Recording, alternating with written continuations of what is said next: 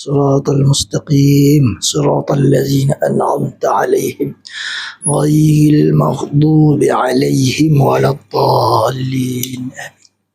بسم الله الرحمن الرحيم. اللهم نور قلوبنا بأنوار القرآن.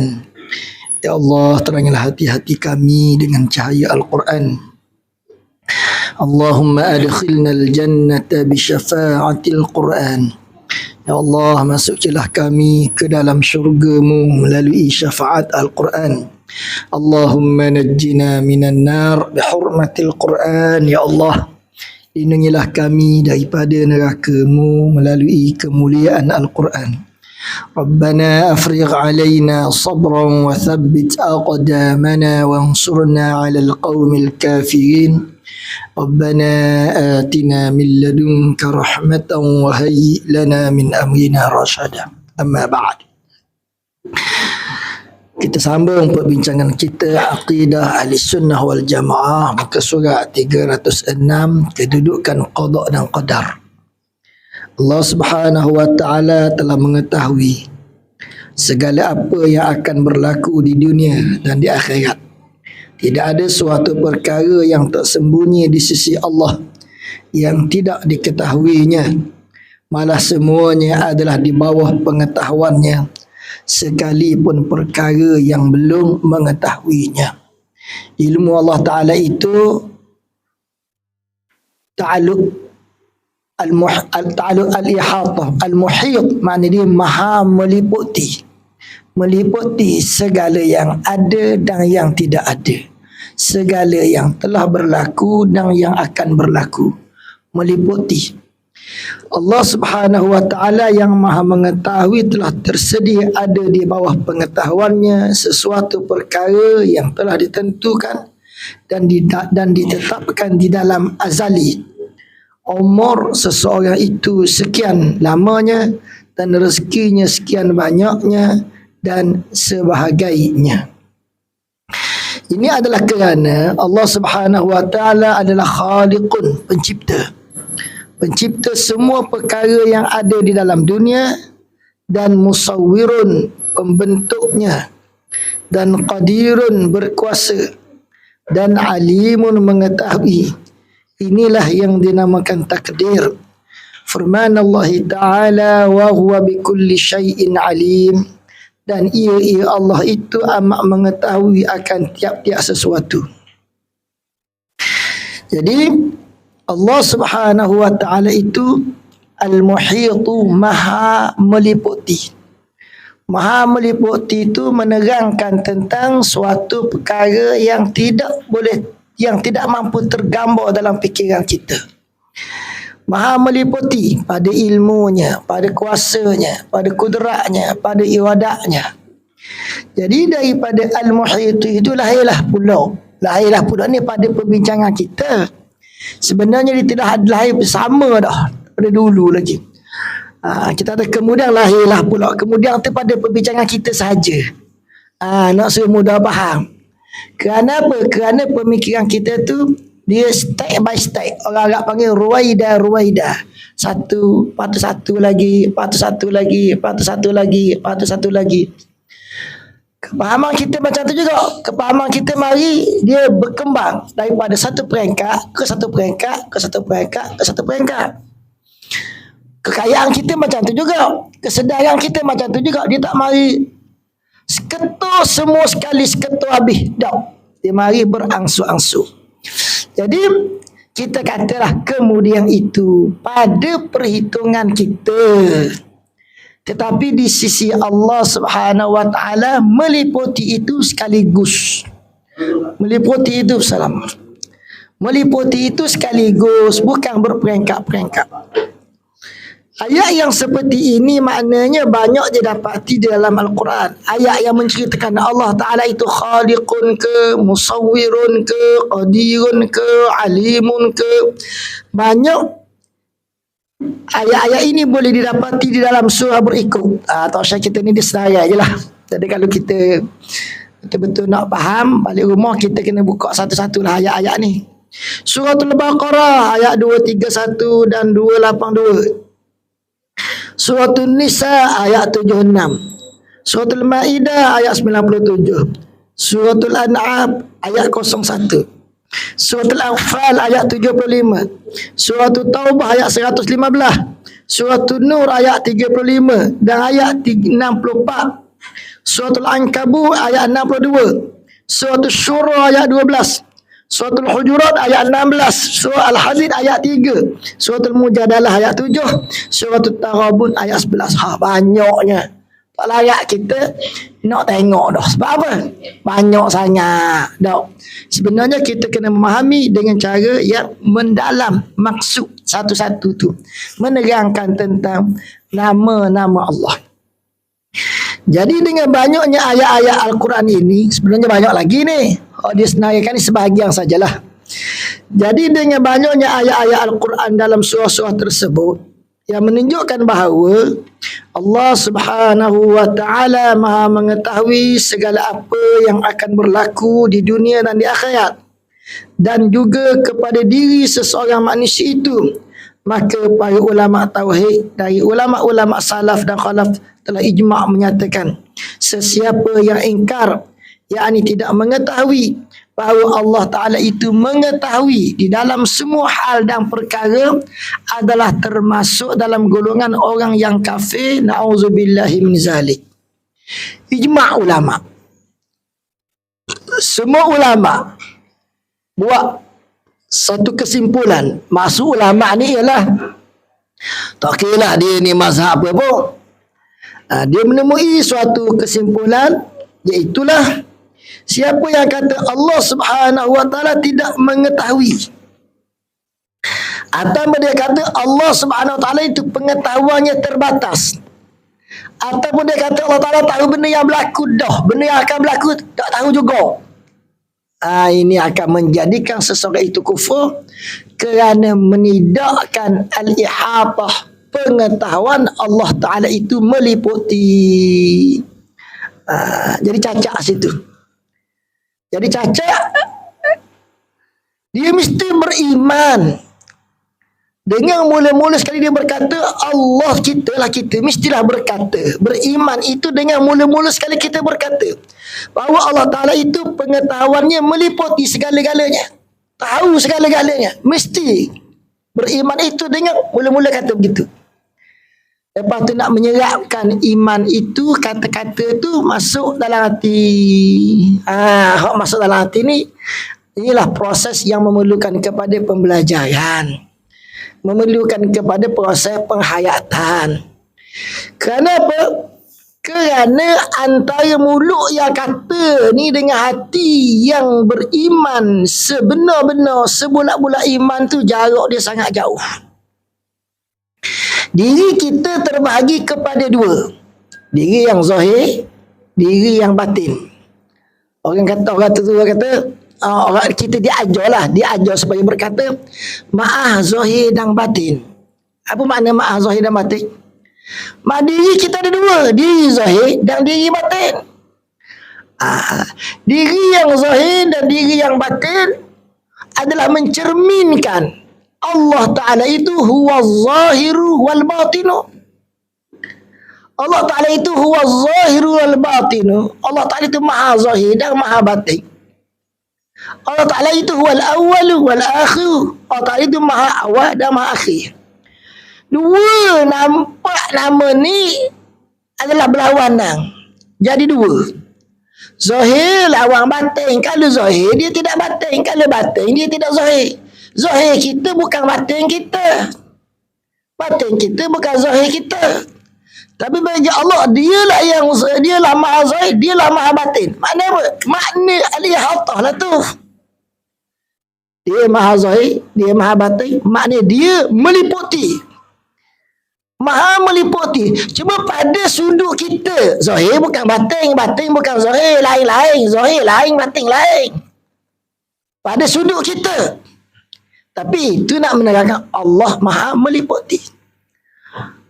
Allah Ta'ala itu huwal awwalu wal akhiru. Dia maha awal, dia maha akhir.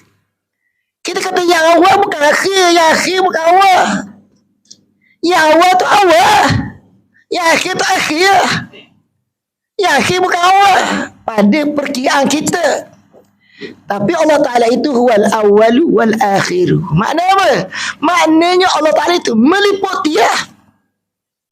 Bila Allah Ta'ala itu huwal zahir wal batinu, maknanya meliputi. Allah Ta'ala itu huwal awalu wal akhiru, maknanya meliputi. Sifat ni tidak ada pada kita. Kita tadi ruwaida. Kepahaman kita mula-mula mari setikak. Satu lapis. Makam pertama. Naik kita belajar lagi. Faham pula tingkat kedua. Naik tangga kedua. Makam kedua. Faham kita mencapai makam kedua. Belajar lagi. Naik makam ketiga. Ruwaida rak kata. Maknanya ambil masa yang lama nak boleh faham satu-satu benda itu. Dengan pahaman yang mendalam. Tapi Allah Subhanahu Wa Taala itu maha meliputi seketok sekaligus habis. Kalau boleh kita hurai macam tu. Tapi hurai yang macam tu belum menerangkan hakikat sebenar kesempurnaan Allah Subhanahu Wa Taala lagi. Okay. Diri kita macam mana? Okay. Diri kita yang ada zahir dan batin ni kadang-kadang mudah nampak, kadang-kadang payah nampak. Hak payah nampak ni orang tua-tua kita nak perjelaskan lagi. Dia kata maaf zahir. Sebab apa? Sebab ada orang dia boleh beri maaf kot bibir mulut. Tetapi kok hati dia tidak redha lagi, tak maaf lagi. Kita kata maaf dah. Dia kata okey maaf lah. Di bibir mulut dia kita ingat dia maaf sungguh hak sepenuh-penuhnya ke kita ni. Kita tertipu lagi. Jadi nak elok daripada tertipu itu, orang tua-tua perincikan maaf zahir dan batin. Nak cerita diri kita dua lapis. Gak antara zahir dengan batin ni, yang manakah yang menguasai yang mana? Yang manakah memimpin yang mana? Maka orang tasawuf tanyalah, maaf zahir batin ke maaf batin dan zahir? Maaf zahir batin ke maaf batin zahir? Orang tasawuf dia kata maaf batin zahir. Batin dulu lah. Kita kata maaf zahir batin. Ni orang awam. Orang tasawuf kata maaf batin zahir sebab batin dulu. Kerana batin itulah yang menguasai yang zahir kita. Itu dari segi bahasa. Tak apalah, tak kisahlah. Yang kita nak faham ialah zahir itu apa benda, batin itu apa benda. Zahir itu adalah panca indera. Dan panca indera ini dalam tasawuf sebut panca indera ini adalah tentera.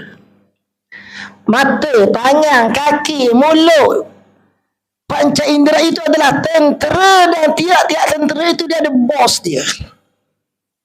Kemuncak bos panca indera yang paling tinggi sekali adalah ialah al-aqlu wal fikru. Akal dan juga jiwa. Akal dan jiwa duduk di belah kulit, belah diri zahir. Dia panggil alam mulki. Akal dan jiwa berada di alam mulki. Dalam istilah tasawuf lah, makna dia duduk di diri zahir. Ini satu sudut diri kita. Satu sudut lagi yang berada di diri batin ialah hati. Hati ni duduk di alam mulki. Bila kita kata bahawa Allah Ta'ala itu maha mengetahui, tapi tak sempurna apabila kita diuji kerana kita ni tidak tahu hikmah ujian Tuhan tu kepada kita. Maka kita pun tanya, seolahnya diri kita, dalam diri kita ni berkata Allah Ta'ala itu tidak mengetahui bahagian ni. Sebab apa? Sebab kita tak jumpa lagi hikmah ujian Tuhan tu kepada kita dalam bab ni. Maknanya mulut kata Allah Ta'ala itu maha mengetahui, dalam hati tak berapa yakin Allah Ta'ala itu maha mengetahui. Nak suruh jadi hati yang tidak berapa yakin Allah maha mengetahui, nak suruh jadi yakin Allah maha mengetahui. Hati kena masuk sekolah yang dinamakan dengan nama takdir itu. Masuk sekolah hati adalah dengan zikrullah. Yang kita kata tadi, Allah Ta'ala itu qadirun, Allah Ta'ala itu alimun, Allah Ta'ala itu khaliqun, Allah Ta'ala itu musawwirun. Itu adalah pelajaran hati nak kena Allah Ta'ala itu maha mengetahui. Maknanya Allah Ta'ala itu maha mengetahui, alim. Ini dari segi bahasanya alim, rendah sekali lah. Tinggi lagi, khabir, maha mengetahui juga. Khabir, maha mengetahui, maknanya dia tinggi lagi pada alim. Tinggi lagi muhit. Kalau manusia nak cerita tahu ni, tahu mempunyai beberapa peringkat. Kalau orang mengajar, ngajar. Tahu tak? Kita kata tahu dah. Awak tahu? Cuba awak cerita balik. Tak kerti. Dalam bahasa Arab dia panggil idrak. Orang ni dia tahu. Cuba cerita balik. Tak nak terang. Idrak. Dia pun belajar, apa ulang, kaji, berlatih, bercakap. Akhirnya dia boleh hurai juga. Macam cikgu yang ajar dia tu. Dia boleh hurai sebagaimana cikgu dia mengajar dia. Ni dia panggil ilmu. Ilmu. Panggil kedua. Tapi dia boleh mengajar, dia tak rasa lagi. Sampailah satu peringkat umur dia melalui. Dia boleh cakap, dia boleh hurai. Sebab dia berlatih mengajar. Tapi dengan umur muda dia tidak melalui lagi pelajaran. Dia tidak melalui lagi pelajaran yang dia ajar tu. Tak ada pengalaman lagi. Sampai satu peringkat dia melalui pengalaman. Oh gini. Ni kita panggil ma'rifah. Maknanya ilmu itu mempunyai beberapa tangga. Orang Melayu kata, faham tu ada banyak tangga. Faham dengan fikiran ke, faham dengan perasaan ke, faham dengan hati. Ada tangga tu. Faham dengan fikiran, faham yang cetek. Faham dengan perasaan, tangga kedua. Faham dengan hati, tangga ketiga. Nak cerita faham itu, ilmu itu, banyak tangga, maka bahasa Arab ada beberapa istilah. Alim makna maha mengetahui. Khabir maha mengetahui juga. Muhit maha mengetahui juga. Muhit maha mengetahui dengan meliputi. Muhit makna dia tinggi. Makna dari segi dalam hati itu tinggi. Bila makna dari segi dalam hati itu tinggi, inilah hak yang kita nak kena menghayatinya. Alim, khabir, muhit. Tapi nak faham makna muhit, Allah Ta'ala itu pengetahuannya maha meliputi. Kita kena belajar pula kenal Allah itu khaliqun, musawwirun, qadirun. Jadi berapa kita kena kenal? Bukan satu lah. Kita kena Allah Ta'ala alim. Satu. Allah Ta'ala naik sikit lagi. Allah Ta'ala itu khabir. Dua. Naik lagi. Allah Ta'ala itu muhit. Lepas tu nak turun pula. Kena Allah Ta'ala itu khaliqun. Empat. Allah Ta'ala itu musawwirun. Lima. Allah Ta'ala itu qadirun. Enam. Ini semua dia panggil dengan nama asma'us sifat. Pelajaran hati nak kenal, nak belajar mengenali Allah Ta'ala itu maha mengetahui. Dia belajar mengenali Allah Ta'ala itu melalui 6, 7, 8, 9 nama. Nama-nama yang hati duk belajar ini boleh memancarkan kepahaman kepada hati ni. Hati yang belajar daripada tak faham jadi faham melalui jalan zikir. Kita zikirlah.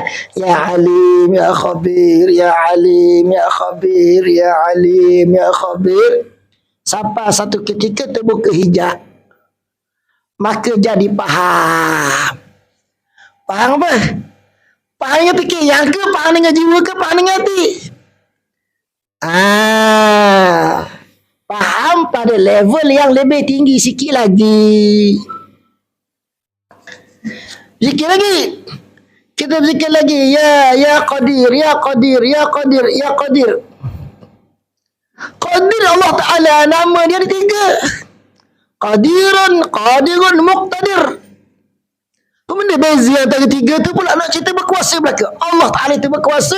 Dia beritahu nama dia 3. Qadirun, Muqtadirun. 3 ni makna dia lain. Secara kasar makna samalah, berkuasa. Bila kita menghayati dengan fikir, menghayati dengan jiwa, menghayati dengan hati, kita akan dapati bahawa nama Allah Ta'ala beritahu dia tu Qadirun, Muqtadirun adalah berbeza-beza maknanya. Nak cerita bahawa diri kita ni dalam. Hak dalam ni. Hak dalam ni memerlukan kepada kita suluh diri kita yang batin. Supaya hati yang kata, mulut yang kata Allah Ta'ala itu mengetahui, hati itu bersatu, yakin di situ Allah Maha mengetahui. Jadi pelajaran hati itu ialah kita kena banyak berzikir. Lepas subuh kita berzikir, ada masa free lah. Kalau orang yang kerja tak sempat sembahyang subuh, tak sempat nak wirid panjang pun. Sebab apa? Bak sehari lewat sikit je 5 minit. Jeng, tengok jalan habis. Tak apalah waktu tu. Hari-hari yang ada waktu lapang, kita belajar, kita letak hati kita duduk dalam sekolah. Dia belajar keyakinan melalui cara kita berzikir. Ada masa, kena ada masa. Kita kena tetapkan masa untuk kita berzikir. 1, pagi. Lepas pada tu, pada waktu malam pula, sebelum tidur. Asal bandar dia kata 1 jam sebelum kita tidur, kita kosongkan masa kita untuk itu. Itu latihan lah. Kita ambil masa 1 jam ataupun beberapa masa, kemudian di masa-masa yang lain pula. Sini nak kepada kita belajar pula waktu-waktu yang mustajab untuk kita berzikir. Sebab bila kita berzikir ni, hati belajar. Hati yang belajar tu nak dapat faham. Kita tu faham dengan fikiran, faham dengan jiwa, faham dengan hati. Hati tu nak faham ketika kita letak dia belajar dalam sekolah keyakinan. Dia ada masa dia cepat faham, ada masa payah faham. Dia loading cepat ke lambat, dia pick up tu laju ke pelan. Gantung pada masa tu kau. Kalau malam Jumaat, cepat dia loading, hati tu cepat sikit faham. Tapi kalau petang Sabtu, kita zikir. Dari segi masa, dari segi zikir tak ada salah. Zikir petang Sabtu tak ada masalah. Tapi dari segi rohani nak loadingkan kepahaman. Beza dengan hak malam Jumaat tadi. Kita zikir lepas nak loading kepahaman tadi lebih lambat daripada kita berzikir waktu pagi. Sebab apa? Kait dengan masa pula. Hati duduk dalam sekolah, dia terkait dengan masa pula. Bukan hati duduk dalam sekolah itu sama je dah. Apa? Sebab dia nak menunjukkan kepada keagungan dan kebesaran Allah Subhanahu Wa Taala. Maka orang yang berzikir, dia buat jadual berzikir. Dia dah berzikir. Masa mana jadual dia berzikir? Masa-masa. Berdasarkan pada orang ni sibuk masa ni free, dia isi masa. Tapi bukanlah bermakna kita kata waktu malam Jumaat itu lebih baik, waktu subuh itu lebih baik, maka kita berzikir waktu asar kurang baik. Kita berzikir waktu asar maknanya tak payah berzikir, tak ada guna. Dah, ada guna. Ada guna, ada manfaat, ada hasil, ada kesan belaka. Tapi oleh kerana perjalanan belajaran tu tinggi, inilah memerlukan kepada cara-cara dia. Jadi kita nak meyakini Allah Ta'ala itu maha mengetahui dengan pengetahuan yang meliputi. Nak yakini dengan hati. Ada perjalanan pelajaran dia. Tidak semudah kita bercakap, kita kata kita tahu Allah Ta'ala itu maha mengetahui dengan pengetahuan yang meliputi. Ngebibi mulut je. Ini mudah. Hati nak faham, nak terima Allah maha mengetahui dengan pengetahuan yang meliputi. Nak hati jadi bulat situ, fikiran kena tahu dulu hikmah ujian Tuhan atas kita. Imam mari mana? Imam mari dengan kita nampak hikmah Tuhan. Hikmah Tuhan bukan nyata. Hikmah Tuhan duduk terselit luar dalam. Hak terselit tu kita waktu lebih kurang nampak. Oh, baru jadi beriman. Allah Ta'ala itu maha mengetahui. Hak terselit nak bawa keluar bagi nampak. Ini proses pembelajaran hati yang sulit pula. Dia kena belajar faham dulu. Allah itu hakimun maha bijaksana. Ataupun satu lagi kena belajar, Allah itu alimun. Allah Ta'ala itu badi'un, maha indah ciptaan dia. Al-Hakim. Hakim. Badi'. Maha indah, maha bijaksana, maha indah pencipta dia. Dengan hak tu kita boleh gali apa benda ujian Tuhan atas aku ni. Maka bila kita nampak nyata Allah Ta'ala itu alimun, khabirun, muhitun. Allah itu maha mengetahui dengan pengetahuan yang meliputi. Justru itu takdir Allah yang ada di dalam ilmunya itu tidak berubah dan tidak dapat diubah. Inilah pegangan kita ahli sunnah wal jamaah. Kalau kata bahawa takdir Allah itu berubah-ubah, nampak lemah pula. Atau ditukar ganti oleh sesiapa pun. Ketentuan Allah tidak boleh ditukar oleh sesiapa pun. Walaupun oleh orang yang ada pangkat, ada pengaruh, ada kuasa, tak boleh berubah dah. Kalau ketentuan manusia boleh berubah. Kata tak boleh, tak berlaku. Atas lagi kata boleh berubah, jadi boleh pula. Tapi yang di sisi Allah Ta'ala itu tidak berubah lagi dah. Inilah yang dinamakan oleh ulama tauhid qada' mubram, yakni takdir Allah yang tidak dapat dielakkan dan pasti berlaku. Ini telah ditegaskan oleh Allah Ta'ala di dalam firman-Nya, ma yubaddilul qawlu ladayya wa ma ana bizallamin lil abid. Surah Qaf ayat 29. Keputusanku itu tidak dapat diubah atau ditukar ganti, dan aku tidak sekali-kali berlaku zalim kepada hamba-hambaku. Allah Ta'ala tidak menzalimi hamba dia, dan ketetapan Allah adalah ketetapan yang berjalan. Maknanya hakim Allah Ta'ala itu tinggi ya. Kebijaksanaan Allah Ta'ala itu tinggi, tak mampu kita nak capai. Fikiran kita tak mampu nak capai. Dan badi' Allah Ta'ala itu tinggi. Allah Subhanahu Wa Ta'ala itu indah ciptaan dia nya, tak mampu kita nak fikir. Tak mampu kita nak faham. Menerangkan Allah Ta'ala itu dia hakim, dia banyak, dia juga ali, dia juga maha tinggi. Jadi bila kita belajar dah banyak nama-nama Allah, kita kena faham. Ya. Sebab nama-nama Allah itu banyak kita kena faham. Kerana dia menerangkan tentang, mencerminkan tentang nafsu kita yang tebal, banyak lapis. Setiap lapis nafsu kita ni, kita nak pecahkan dia, pecah dengan asma' nama-nama Allah ni. Dia panggil asma'ul sifat.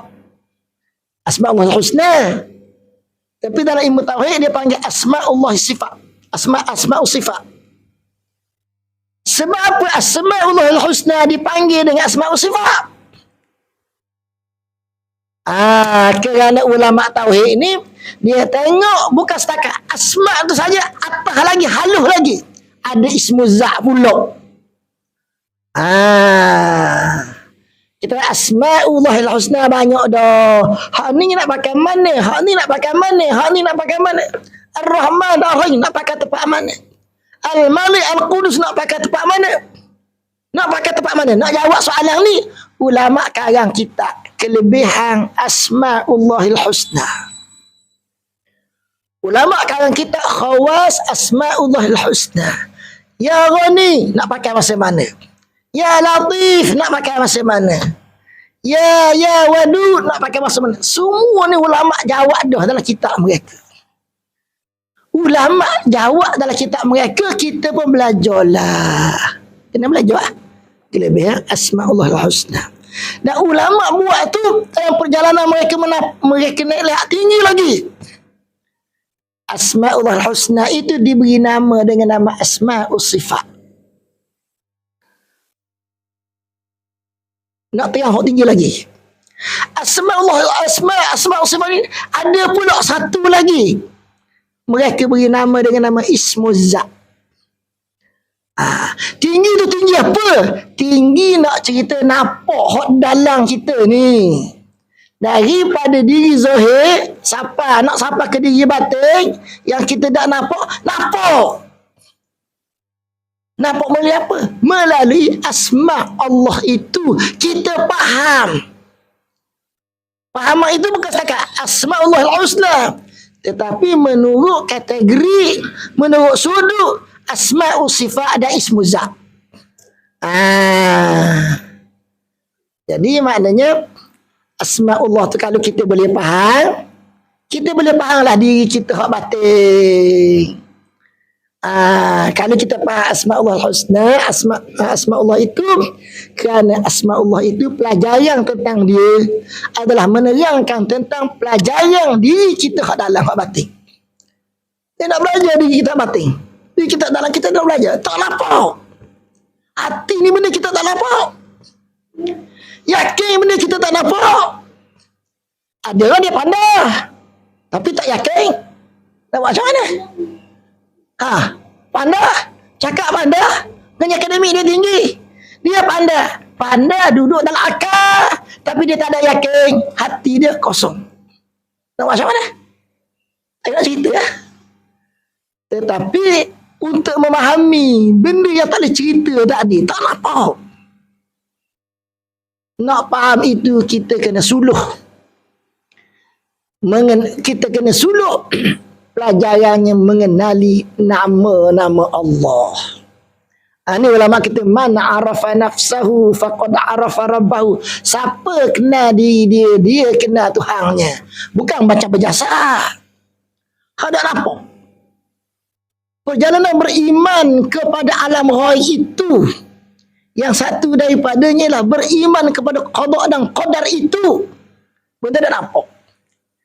Kalau Tuhan uji kita nampak dah, sehari kita akan boleh emas ketul. Kita sabar 15 hari je akan dapat emas sekali. Nampak dah, yakin, pasti.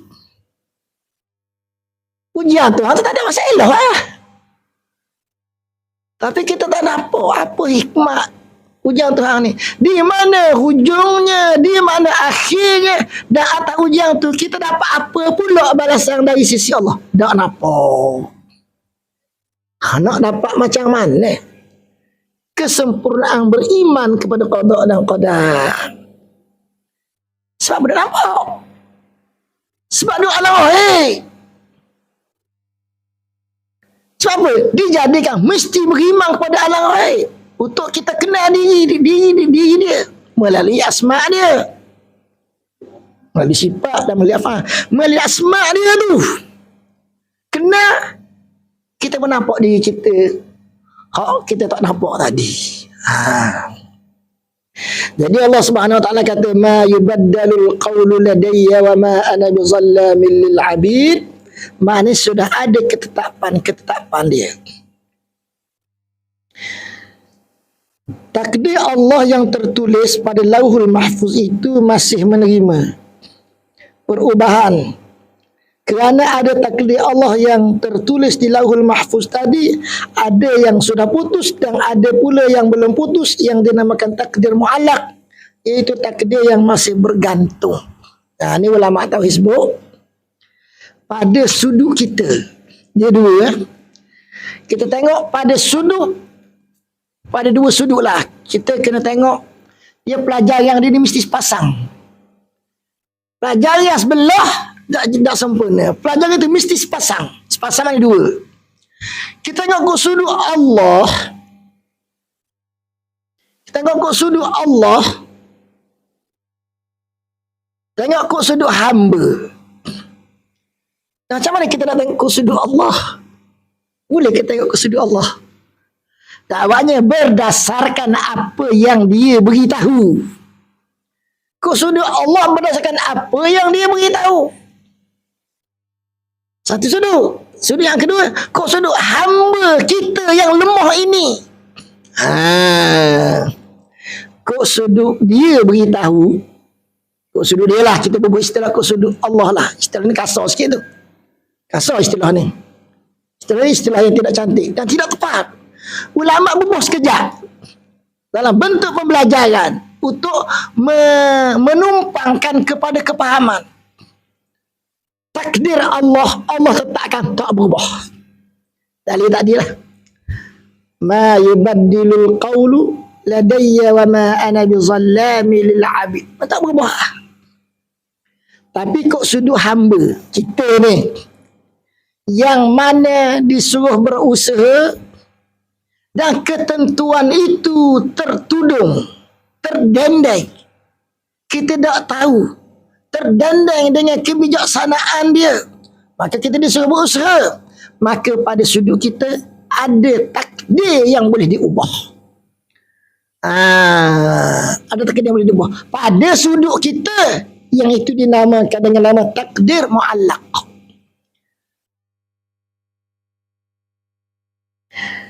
Misalnya seorang itu ditakdirkan Allah umurnya 50 tahun. Tetapi oleh kerana dia menghubungkan silaturahim yang telah terputus, maka umurnya tadi ditambah 20 tahun lagi. Dan ada orang yang sudah dituliskan akan dimasukkan ke dalam neraka. Tapi oleh kerana ia sentiasa berdoa kepada Allah agar ia dijauhkan daripada azab neraka, maka ia akan dimasukkan ke dalam syurga. Takdir yang seperti ini ditulis juga di dalam Lauhul Mahfuz. Takdir yang seperti inilah yang dimaksudkan oleh Allah dalam firman dia, yamhullahu ma yasha'u wa yathbitu wa indahu ummul kitab. Surah Ar-Ra'd. Allah Ta'ala menghapuskan apa jua yang dikehendakinya, dan ia juga menetapkan apa jua yang dikehendakinya. Allah Ta'ala belaka. Dia menetapkan dan dia menghapuskan. Dan ingatlah pada sisinya ada ibu segala suratan yang disebut dengan nama Ummul Kitab. Ummul Kitab ni adalah satu daripada nama Lauhul Mahfuz. Lauhul Mahfuz ni kalau kita faham secara literally, faham secara atas dayak, ikut kita memahami makna Lauhul Mahfuz, ikut makna pahaman selapis, pahaman surface, pahaman permukaan. Lauh makna dia kayu sekeping, macam whiteboard, macam blackboard, macam kayu sekepingnya. Mahfuz maknanya terpelihara. Terpelihara maknanya, di antara makna terpelihara itu ialah syaitan, jin, iblis nak main naik atas tu, nak pergi suluh tengok itai-itai apa benda yang tertulis di Lauhul Mahfuz. Selepas zaman Nabi dihalang, maka terpeliharalah ia daripada maknanya dibocorkan ataupun diambil maklumat oleh makhluk-makhluk tadi. Itu satu daripada makna mahfuz. Lauhul mahfuz maknanya dalam gambaran kita whiteboard lah ataupun apa-apalah skrin lah ditulis macam-macam kehidupan ini. Tapi ulama berkata, ulama zaman dulu dia kata ni, maksud lauhul mahfuz yang kita imajinekan dengan rupa papas keping, kerana makna lauhul mahfuz dari segi bahasanya adalah begitu, sebenarnya adalah merupakan himpunan cahaya yang menunjukkan kepada keagungan Tuhan. Macam mana sifat dia, wallahu alam. Okay. Ulama zaman dulu sebut. Siapa sebut ni? Yang sebut ni ialah Abdul Karim Al-Jili, cucu Syekh Abdul Qadir Al-Jailani dalam kitab dia. Lauhul mahfuz tu cahaya. Oh, kita faham dengan fikiran kita yang rendah ni, lauh maknanya papas kepingnya. Ditulis kat situ.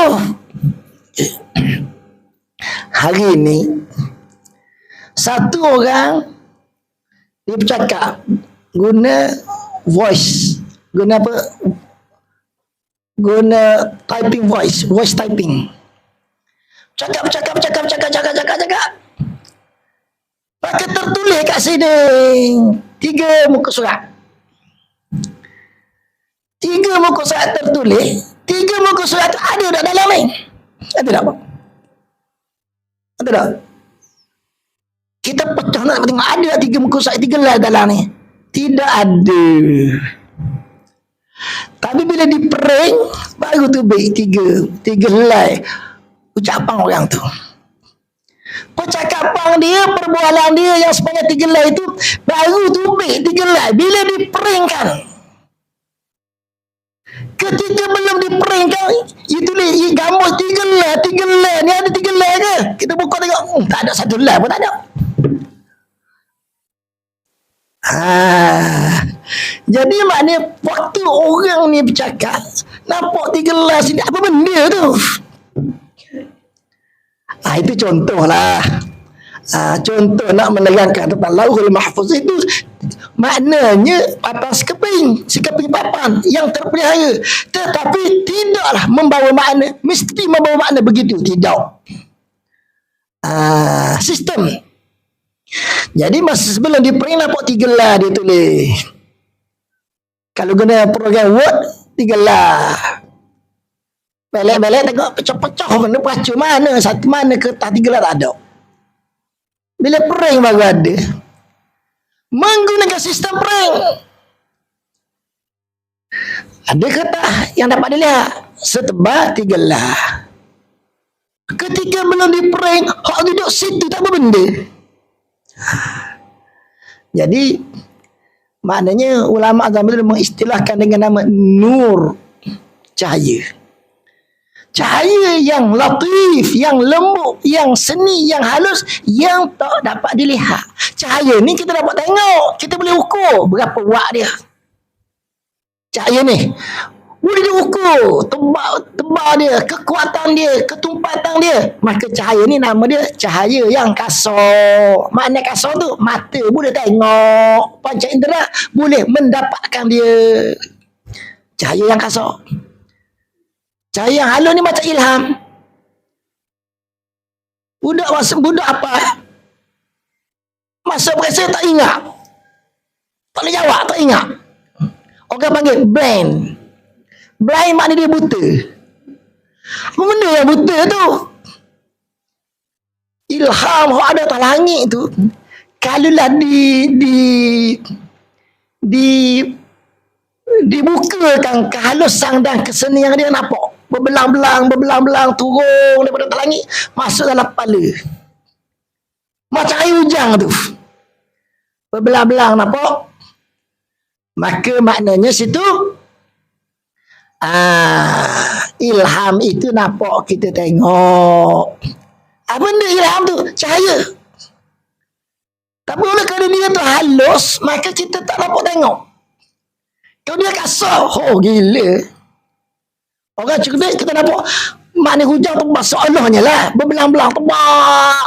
Masalah kepala dia. Orang fikir dia lambat. Slow. Leh. Marilah. Kita fikir kat dia. Cahaya. Tebak mari masuk. Cahaya. Api mari masuk.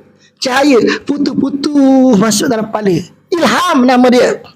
Kan nampak dilihat. Tapi tak nampak dilihat. Kau tak ada blind tu mana apa? Ilham mari tu terhalang. Tak sampai dalam kepala. Kena melok sekat jalan je. Separuh jalan je. Itu mana blind. Betul. Ilham tu tak jumpa cari jalan. Nak cari masuk dalam kepala. Tak jumpa cari jalan. Jadi bila begitu, maknanya cahaya ilham itu cahaya yang kita tak nampak tengok. Kalau nampak tengok macam hujang, begitulah seolah-olahnya. Itu kita buat contoh teori. Ilham tu macam air hujang. Mari masuk di kepala kita. Kena turun dia daripada langit. Hakikat dia tak nampak. Cahaya itu, ilham itulah cahaya yang seni, cahaya yang halus. Nurun latifun. Maka lauhul mahfuz itu ulama kata nurun juga. Halus tak nampak. Jadi kalau kita tulis tadi tu kita tiga lah tu nampak mata setelah dipering. Nampak dengan mata.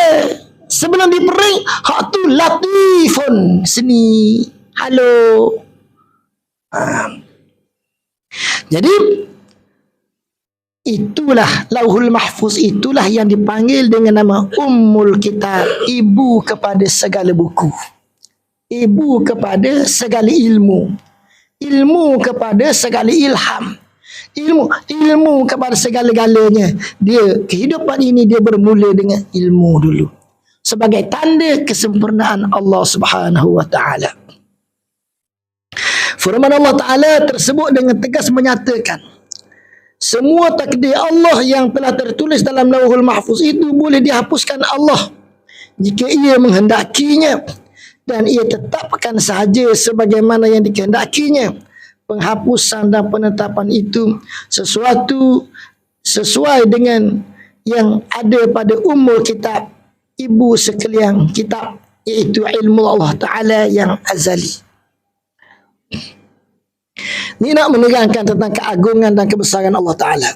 Mengenai penghapusan dan penetapan tulisan yang ada pada Ummul Kitab itu telah dinyatakan oleh Imam Baijuri, seorang ulama tauhid, dalam kitabnya Tuhfatul Murid Syarah Jawharut Tauhid. Imam Baijuri ini ulama yang mengajar di Mekah dalam Masjidil Haram. Ini mana ulama kemudian lah, ulama zaman Utsmaniyah. Ulama zaman buat buku teks, buku tauhid, buat teks buku tauhid, buku teks buku tauhid. Ulama-ulama zaman ni dia buat buku teks, buku tauhid untuk dipelajari oleh anak-anak murid dia yang belajar dalam Masjidil Haram. Dia ambil mana? Ilmu tu dia ambil mana? Jawabnya dia ambil daripada ulama tasawuf. Ulama tasawuf karang kita tasawuf tu bila? Zaman mana? Ulama tasawuf karang kita tasawuf tu sebagai nak buat kesimpulan kepada benarnya pegangan ahli sunnah wal jamaah. Setelah mana benar ni berjaya dalam perdebatan dengan ajaran-ajaran mazhab falsafah yang ada di Baghdad dan sebagainya lagi. Maknanya kalau kita nak tengok urutan. Ni nak cerita ulama buat kesimpulan ni bukan senang. Mula-mula mari Quran dan hadis. Bila mari Quran dan hadis, maka orang beriman faham Quran dan hadis. Tiba-tiba dalam memahami Quran dan hadis ada yang faham pelik. Hak bawa pahaman pelik ni Yahudi lah. Yahudi hak Nabi hamba daripada Madinah keluar masuk ke Syam. Yahudi tu masa berada di Syam, dia tak masuk ke Palestin. Dia masuk semula dalam masyarakat Islam. Nabi hamba Yahudi, Yahudi lari masuk Syam. Sepatutnya Yahudi masuk ke Syam ni, masuklah ke dalam Palestin kalau Palestin itu betul negeri mereka. Sebagaimana hari ni Yahudi kata Palestin negeri mereka. Ini kata-kata tipu ni. Bani Israel tidak bermula di Palestin. Kalau kita nak cerita pasal Bani Israel lah, Bani Israel bermula di mana? Nabi Ishak lari, dia berbalah dengan adik-beradik dia lari. Dia duduk di Haran. Nabi Yaqub meninggalkan tempat kediaman Nabi Ibrahim di Hebron. Dia duduk di Haran. Lepas tu masuk Mesir. Maknanya orang Yahudi bermula di utara Jordan dan di selatan Syria. Itu tempat mula dia. Lepas tu masuk Mesir. Tapi hari ni Zionis kata Palestin itu tanah Yahudi. Tipu atas darat hidup-hidup. Tak ada satu bukti ilmiah yang menunjukkan macam tu. Okey. Jadi itu cerita bermulanya Yahudi. Kemudian zaman Nabi, Yahudi ni Nabi keluarkan daripada Madinah, masuk ke Syam. Daripada Syam mereka masuk dalam masyarakat Islam. Tidak masuk dalam Palestin. Kerana mereka kata kalau kita masuk dalam Palestin, orang Kristian akan bunuh kita. Tapi kalau kita masuk dalam masyarakat Islam, kita boleh meniaga dengan elok dan molek, orang Islam tidak kacau perniagaan kita. Maka kita boleh jadi kaya raya. Nak mana? Yang dia tanya sama-sama dia. Kamu nak mana? Kamu nak mati kena bunuh ke? Masuklah Palestin. Ataupun nak kaya? Nak kaya? Masuklah meniaga dalam masyarakat Islam. Maka mereka masuk, mereka bawa ajaran-ajaran yang pelik-pelik. Maka ada orang faham Quran dan hadis dengan makna yang sudah lari. Jadi lahirlah Mu'tazilah, Qadariyah, Jabariyah, macam-macam ni. Melawan kot cari ilmu. Bukan melawan perang ni. Melawan kot debat. Melawan kot bahas. Lama perbahasan ini sehinggalah kepada Pak Datuk, sehinggalah kurung yang kelima. Bahar ketuhanan kalau kita belajar ni, semua tu ambil daripada Quran dan hadis. Hak ni kata ayat Quran ni begini, makna begini. Hak ni kata tak, makna begitu. Bukan begitu. Bahar. Lahir macam-macam mazhab. Mu'tazilah, Qadariyah, Jabariyah, macam-macam. Dan akhirnya lahirlah hak tukar sahih. Hak ni betul, hak ni tak betul. Hak tukar sahih ni nama dia Ahli Sunnah wal Jamaah. Hak tukar sahih ni pun dipertikaikan lagi. Mu'tazilah kata Ahli Sunnah betul juga. Maka lahirlah ulama tasawuf yang mengambil pendekatan yang lain daripada pendekatan orang dulu. Ahli Sunnah wal Jamaah, Mu'tazilah, Qadariyah, dia faham Quran ni berdasarkan pengajian dia, pengajian menggunakan falsafah. Ulama tersebut ambil pendekatan lain, pendekatan zauqi dan ruhi. Pendekatan dia panggil pendekatan rabbani. Pendekatan ni kita berzikir tanya Tuhan direct. Tanya Tuhan direct. Macam kita bawa contoh Lauhul Mahfuz tadi. Lau di segi bahasa makna papang sekepi. Papang ke? Orang bahasa bahar, orang falsafah bahar, orang tersebut ambil pendekatan. Tanya Allah Ta'ala direct melalui jalan berzikir.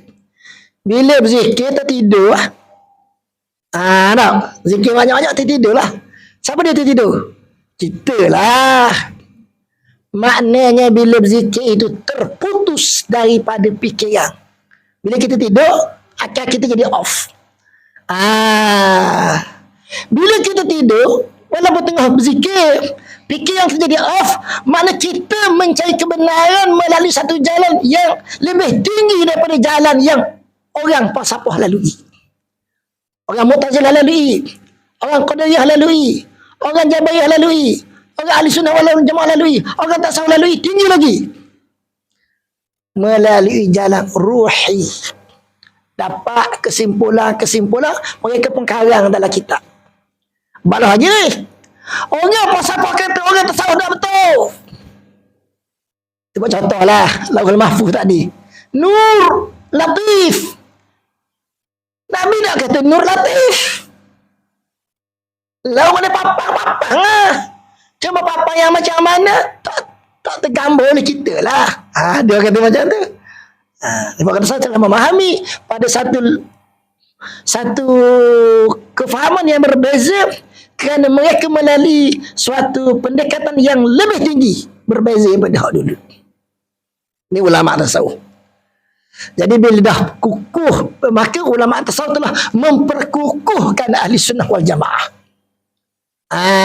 Ulama tasawuf telah memperkukuhkan ahli sunnah wal jamaah, maka ahli sunnah wal jamaah jadi kukuh nak ajar ahli sunnah ni kepada orang ramai. Kena buat buku teks di zaman pengajian sistem halaqah, nizam halaqat di Masjidil Haram zaman Osmaniyah. Dia nak tulis buku ni untuk budak-budak belajar.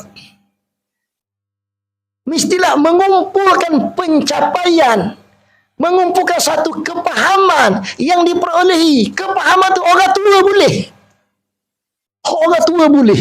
Orang tua berzikir 60 tahun, 70 tahun, dia boleh. Hak tu nak diajar kepada budak yang umur belasan tahun baru belajar tauhid. Nak kumpul tu, nak buat buku teks. Maka lahirlah ulama-ulama yang mengarang ilmu tauhid. Di antaranya ialah Al-Imam Ibrahim Al-Bijuri ini. Karang kita Tuhfatul Murid. Mana apa? Hadiah kepada anak murid. Tuhfatul Murid maknanya orang budak-budak hak baru belajar. Kita hadiahkan ni dia kesimpulan akidah kita. Kesimpulan tu mari mana? Kesimpulan ni ulama tasawuf dapat setelah zikir puluh-puluh tahun, bila tua baru dapat. Itu jadi akhirnya ahli sunnah jadi kukuh tu. Dikukuh dia dapat. Jadi di antaranya, jadi maknanya buku teks pelajaran tauhid itu diambil daripada penemuan-penemuan inkishafat ahli tasawuf. Penemuan itu menyokong kebenaran ahli sunnah wal jamaah. Ketika ahli sunnah wal jamaah berhadapan dengan pemahaman ayat Quran dan hadis, penafsiran yang menyeleweng. Panjang tu. Dalam sejarah yang panjang, kita bentuklah buku teks pelajaran ni. Betullah sifat 20 dan sebagainya lagi. Jadi tak syekh kita Imam Bajuri kata apa? Ummul kitab ay aslul lawhil mahfuz wa huwa ilmuhu ta'ala alladhi la mahwa fihi wa la ithbat wa amma al-lawhul mahfuz fal haqqu qabulun ma fihi lil mahwi wal ithbati. Ummul kitab iaitu asal dari lauhul mahfuz, iaitu ilmu Allah yang tidak menerima penghapusan dan tidak menerima penetapan. Ilmu tu, ilmu Allah Ta'ala yang maha meliputi, tidak menerima kita nak hapuskan dia, nak kurangkan dia, fix tepat macam tu dah, tidak berubah. Sebab dia menunjukkan kepada kesempurnaan Allah Ta'ala. Tetapi bila diletakkan, ada pun lauhul mahfuz sebenarnya menerima penghapusan dan penetapan. Mana boleh jadi berubah. Lauh tu mana tepat. Tepat letak. Tepat letak ilmu. Tepat letak ilmu digambarkan dalam bentuk catatan-catatan. Penulisan lah kita kata. Sebab lauhul mahfuz ini ditulis oleh malaikat dengan al-qalam. Al-qalam. Ulama kata, kalau kita tengok apa benda yang perkara yang mula-mula sekali dijadikan oleh Allah Ta'ala, ada banyak hadis. Ada banyak hadis ni maknanya nak bincang bab ni daripada sudut yang berbeza-beza. Di antaranya ada yang sebut kejadian pertama adalah An-Nur. Ada yang sebut kejadian pertama adalah Al-Qalam. Maknanya berhubungan dengan makhluk ini kejadian Al-Qalam lah yang menulis suratan takdir kepada manusia. Jadi kita kena beriman kepada qada dan qadar, dan kita kena faham bahawa ilmu Allah Ta'ala itu maha meliputi. Maka dengan itu kita perlu meyakininya hinggalah pegangan bahawa ilmu Allah Ta'ala itu meliputi berada di dalam hati kita. Ini berada ni maknanya pada masa kita susah kita pegang kemah, barulah boleh jadi kekuatan-kekuatan yang berakar umbi dalam diri kita. Maka dengan itu kita dapat berjalan ke arah beriman kepada alam ghaib dengan cara yang sebenarnya, dengan cara yang sebetulnya. Mudah-mudahan Allah Ta'ala masukkan kita di kalangan hamba-hambanya yang dirahmati dan diampuninya. Allahumma alif baina qulubina wa wahhid sufufana wajma' kalimatana. Allahumma ja'alna min awliyaika as-salihin wa ibadika al-muqarrabin. Allahumma walli umurana khiyarana wa la tuwalli umurana shirarana. Allahumma ya dafi'al bala'i idfa'anna al-bala' wal waba' minna birahmatika ya arhamar rahimin.